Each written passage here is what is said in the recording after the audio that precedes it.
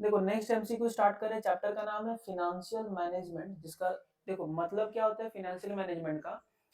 Financial का मतलब होता है पैसा और मैनेजमेंट का मतलब मैनेज करना, मतलब पैसे को मैनेज करना। यहाँ पे याद रखना तीन एक्टिविटी आता है। बिजनेस या बिजनेस का जो फाइनेंशियल डिपार्टमेंट है, सबसे पहले पब्लिक से पैसे को क्या करेगा, एक्वायर करेगा, ठीक है।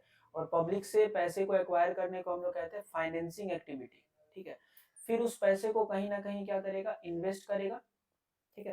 तो सपोज करो 1000 एक्वायर करके 1000 रुपीज कहीं ना कहीं क्या किया, हम इन्वेस्ट कर दिए, तो उससे रिटर्न आ गया, सपोज करो 1100 रुपया रिटर्न आ गया, ठीक है। तो 1100 में से प्रॉफिट कितने का हो गया, 100 रुपया का। इस 100 रुपए के प्रॉफिट में से कुछ रख करके बाकी क्या करना, फिर से सब में डिवाइड कर देना। इस पूरा प्रोसेस को हम लोग क्या कहते हैं, फिनेंशियल मैनेजमेंट। मतलब प्रॉपर एक्विजिशन, मतलब प्रॉपरली पैसे को कलेक्ट करना और उसके अच्छे तरीके से क्या करना, यूज करना, ये क्या कहलाता है, फिनेंशियल मैनेजमेंट। इसीलिए फिनेंशियल मैनेजमेंट में 3 डिसीजन होता है, जिसमें सबसे पहले का नाम है फाइनेंसिंग डिसीजन, मतलब पैसे को एक्वायर करना। फिर आता है पैसे को लगाना, मतलब इन्वेस्टमेंट डिसीजन। और लास्ट में आता है डिविडेंड डिसीजन, मतलब जो भी रिटर्न है उसको फिर से पब्लिक में क्या कर देना, डिवाइड कर देना। तो सबसे पहले क्वेश्चंस का अगर बात करें, which one of the following is the criterion for determining the economic efficiency of the business। देखो इकोनॉमिक का मतलब हो गया पैसों से कनेक्टेड। इनमें से कौन सा चीज जो है बिजनेस, ये बताएगा कि बिजनेस मतलब एफिशिएंट है, पैसों के मामले में एफिशिएंट है। तो कौन सा चीज बताएगा, प्रॉफिट, डिविडेंड, इंटरेस्ट या फाइनेंशियल लिक्विडिटी। तो आंसर क्या हो जाएगा, प्रॉफिट, ठीक है। प्रॉफिट ये बताता है कि बिजनेस कितना इकोनॉमिकली एफिशिएंट है या फिर नहीं है। हम लोग डिविडेंड वाले टर्म को क्यों नहीं बोले, क्योंकि हो सकता है बिजनेस का 100 रुपए का प्रॉफिट हुआ और वो 80 रख करके 20 डिविडेंड दिया, तो डिविडेंड 20। बट एग्जैक्टली डिविडेंड के बेस में मेजर नहीं कर सकते, किसके बेस में मेजर करते हैं, उसके प्रॉफिट के बेस में। which capital is needed to for day to day operation। देखो डे टू डे मतलब डेली ऑपरेशन के लिए कौन सा कैपिटल चाहिए होता है, वर्किंग कैपिटल, ठीक है। वर्किंग कैपिटल का मतलब क्या होता है, current assets minus current liability. और सुन के रखना, वर्किंग कैपिटल दो टाइप का होता है, एक होता है ग्रॉस और एक होता है नेट। ग्रॉस वर्किंग कैपिटल का मतलब सिर्फ और सिर्फ होता है करेंट एसेट्स। और हाँ, करेंट एसेट्स को हम लोग कहते हैं ग्रॉस वर्किंग कैपिटल, और current assets minus current liability को हम लोग कहते हैं नेट वर्किंग कैपिटल। और नॉर्मली हम लोग वर्किंग कैपिटल अगर कहते हैं तो उसका मतलब होता है कौन सा, ग्रॉस की net, net. Dividend is to be paid within dash days from the date of declaration of the dividend. अच्छा, डिविडेंड को डिक्लेयर करने के बाद कितने दिन में पेमेंट करना पड़ेगा, 30 डेज। ये शायद अकाउंट्स के क्वेश्चन में आया था, ये कहीं पर ये आया जरूर था। ओ, तो डिविडेंड डिक्लेयर करने के बाद कितने दिन में इसका पेमेंट करना पड़ेगा, 30 डेज में, मतलब एक महीने के अंदर में। विच of the following is not a source of fixed capital.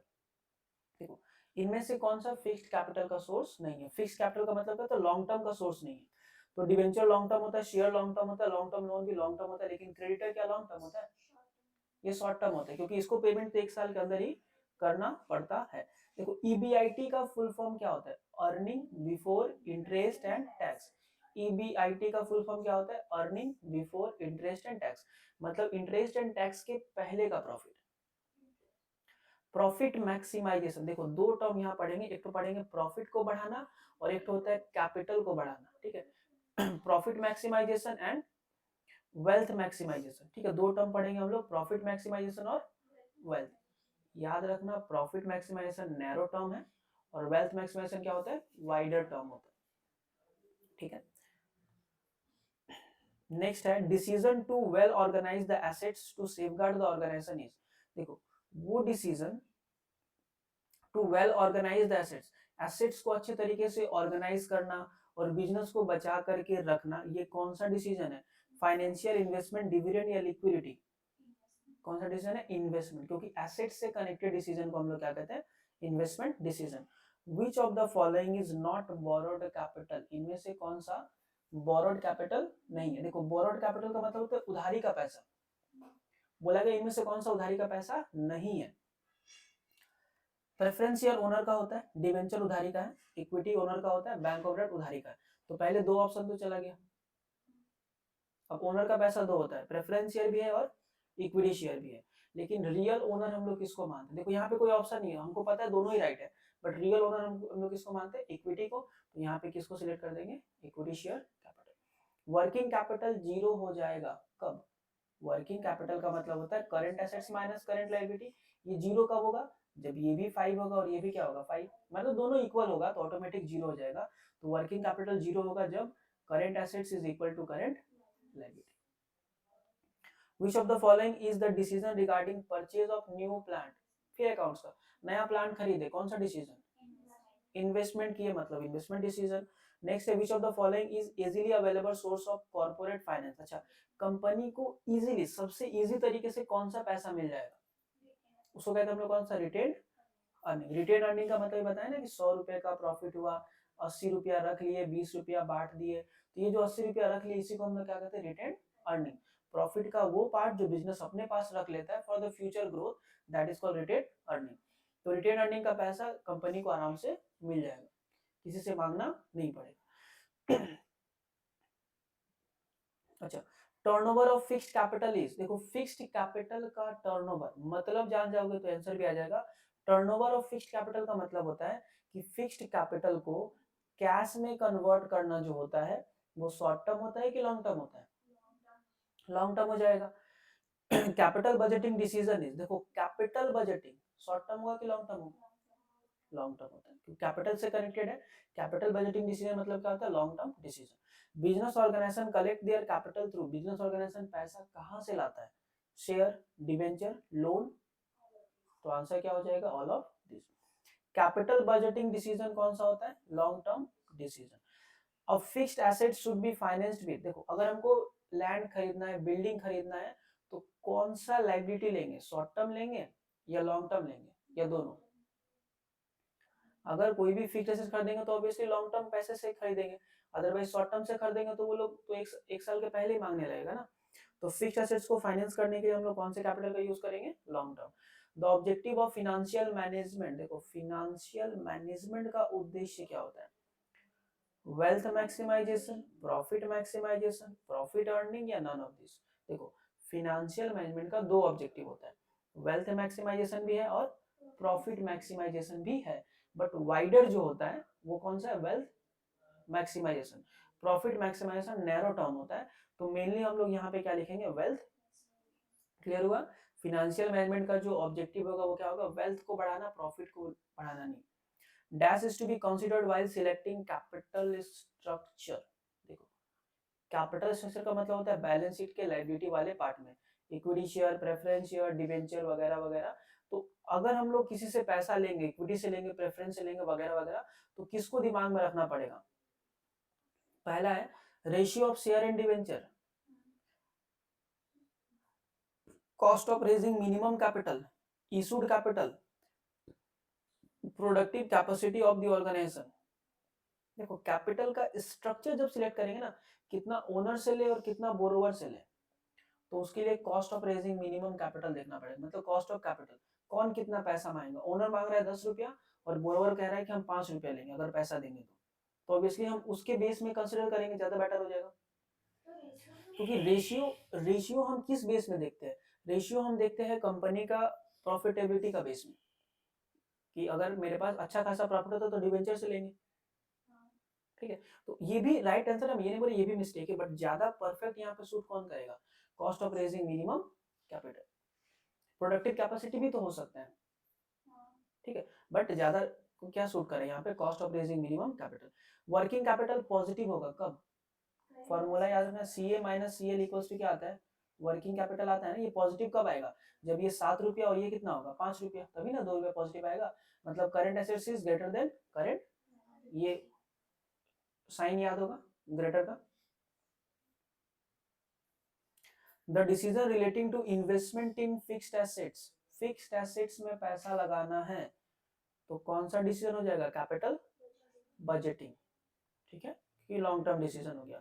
The decision relating to investment in current assets तो वर्किंग कैपिटल मैनेजमेंट, ठीक है, करेंट एसेट्स में कितना पैसा लगा है इसके रिगार्डिंग डिसीजन को हम लोग क्या कहेंगे, working capital management. Which of the following item influence financial structure, इनमें से कौन सा कंपनी के फाइनेंशियल स्ट्रक्चर को इन्फ्लुएंस करता है, प्रभावित करता है।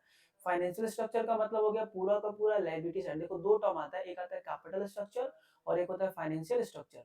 कैपिटल स्ट्रक्चर का मतलब ये ओनर वाला पार्ट और फाइनेंशियल स्ट्रक्चर का मतलब होता है ये पूरा वाला पार्ट, ठीक है।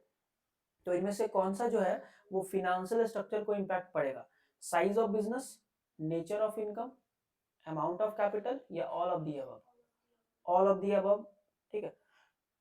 Which of the following is not source of fixed capital, इनमें से कौन सा फिक्स्ड कैपिटल का सोर्स नहीं है, creditor. The decision for the replacement of an old plan by a new one is, देखो प्लान नहीं ये प्लांट होगा, पुराने वाले प्लांट को हटा करके नया वाला प्लांट लेना है, मतलब प्लांट खरीदना है, तो कौन सा डिसीजन आ गया, investment decision. According to modern approach the objective of financial management, देखो मॉडर्न अप्रोच के हिसाब से करेंटली जो अप्रोच चल रहा है वहां पे फाइनेंशियल मैनेजमेंट का सिर्फ और सिर्फ एक ही पर्पस है, क्या बढ़ाना, मैक्सिमाइजेशन ऑफ वेल्थ। जो प्रॉफिट मैक्सिमाइजेशन है वो ट्रेडिशनल अप्रोच था, कौन सा था, ट्रेडिशनल मतलब पुराना वाला अप्रोच था। बट वेल्थ मैक्सिमाइजेशन कौन सा है, नया वाला अप्रोच है जो कि वाइडर होता है। अच्छा, ट्रेडिशनल अप्रोच में फाइनेंशियल मैनेजमेंट का मेन पर्पस क्या होता है, प्रॉफिट मैक्सिमाइजेशन। पहले माना जाता था कि फाइनेंशियल को मैनेज करना मतलब प्रॉफिट को मैक्सिमाइज करना, लेकिन अभी क्या माना जाता है, वेल्थ को मैक्सिमाइज करना। The objective of wealth maximisation is fulfilled when, देखो वेल्थ मैक्सिमाइजेशन मतलब तुम्हारा एसेट संपत्ति कब बढ़ेगा, जब present value of cash inflow is less than present value of cash outflow. हाँ, मतलब तुम्हारा जो इनफ्लो है, मान लो आया 5 रुपया लेकिन गया 7 रुपया, तो वेल्थ बढ़ेगा क्या, तब तो लॉस हो गया ना। कब प्रॉफिट होगा वो तुमको देखना है। Present value of cash inflow is greater then present value of cash outflow. आया 7 रुपया इज ग्रेटर देन 5 रुपया गया, तो ऑब्वियसली 2 का तो बच गया ना मेरे पास, तो ये करेक्ट आंसर हो सकता है। इक्वल हो तब तो और नहीं होगा। Present value of net profit is greater then present value of cash outflow, तो नेट प्रॉफिट हम लोग नहीं देखते, क्या देखते, कैश का इनफ्लो देखते हैं। तो जब इनफ्लो बेटर या ज्यादा हो जाएगा किससे, आउटफ्लो से, तो यहाँ पे कंपनी का वेल्थ मैक्सिमाइजेशन होगा। The minimum rate of return which is expected by the investor on their investment is called, देखो इन्वेस्टर जो कहता है कि कम से कम हमको इतना दो, उसी को हम लोग क्या कहेंगे, कॉस्ट ऑफ कैपिटल। कहाँ गया, कॉस्ट ऑफ कैपिटल। मतलब इन्वेस्टर जब हमको पैसा देगा तो बोलेगा ना कि मेरे को इतना इंटरेस्ट है, इतना डिविडेंड चाहिए, तो कम से कम जो जितना पैसा हम लोग देंगे उसको क्या कहेंगे, cost of capital. Dividend is paid on the, dividend is paid on the market value of share, issue price of the share, face value of the share या paid up value of the share। देखो जब dividend का बात आता है ना, dividend जब share holder को डिविडेंड देंगे तो जितना पैसा भले हो सकता है, देखो डिवेंचर का अलग होता है। अगर 10 रुपए का शेयर हम तुमको बेचे हैं और हम बोले कि सबको इंटरेस्ट देंगे, हम सबको डिविडेंड देंगे 5% का, कितने का, 5। अब तुम हमको 10 का शेयर के बदले पूरा 10 रुपया दिए हो और वो 10 के शेयर के बदले 8 रुपया दिया है, तो क्या दोनों को 10 रुपया का डिविडेंड देंगे, 10 के ऊपर नहीं देंगे, इसको देंगे पेड अप वैल्यू, जो जितना मेरे को पेड किया है उसके ऊपर उतने का हम डिविडेंड देंगे। तो डिविडेंड जो है वो किस पे निकलता है, पेड अप पर, बट इंटरेस्ट किस पे निकलता है, फेस वैल्यू पे, जो कि डिवेंचर के केस में हम लोग देख चुके हैं। Dividend is to be paid 30 days from the date of declaration of the dividend। 30 days होगा ना, 42 नहीं होगा।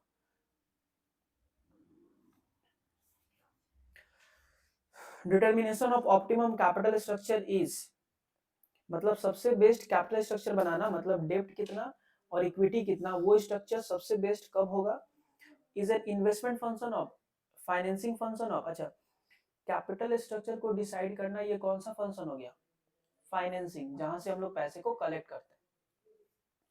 The working capital of the firm is, firm का working capital positive, negative, zero या एनी ऑफ द अबव, कुछ भी हो सकता है। Current assets minus current liability positive भी हो सकता है, नेगेटिव भी हो सकता है और जीरो, तो एनी ऑफ द अबव हो जाएगा। इन्वेंट्री मैनेजमेंट, देखो स्टॉक को मैनेज करना, किसको, फिनेंसिंग फंक्शन होगा क्या, ये तो होगा नहीं, इन्वेस्टमेंट भी होगा नहीं, प्रॉफिट अर्निंग भी होगा नहीं, लिक्विडिटी मेंटेनिंग फंक्शन मतलब भी होता है वर्किंग कैपिटल, ठीक है। तो क्या हो जाएगा, liquidity maintaining function of the financial management.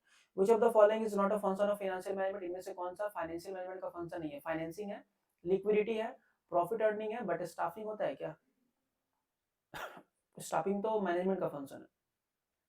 Business concerns collect their required capital by, अच्छा बिजनेस अपना पैसा या कैपिटल लाता कहां से, share, debenture, loan, all of this, ठीक है, क्योंकि ओन्ड कैपिटल का बात नहीं किया हुआ है, ठीक है।